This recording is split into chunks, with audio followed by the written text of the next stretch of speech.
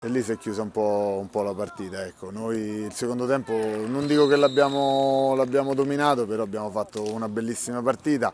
Anche i ragazzi alla fine poi si sono riconosciuti perché sempre un nuovo, anche due nuovi innesti, quando cominciano a prendere palla, poi il secondo tempo ecco, siamo usciti, abbiamo fatto un bel gioco, risultato sicuramente giusto perché loro hanno fatto una bella partita il primo tempo, il secondo abbiamo secondo me dominato molto la partita. Ecco.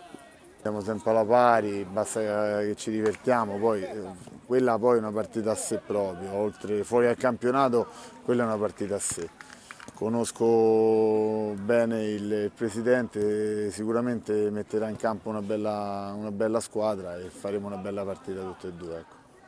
Squadra secondo me più giovane della Lega, molto educati, non dico i più educati perché questo non, per colpa di mio figlio non siamo nei primi in classifica, ecco.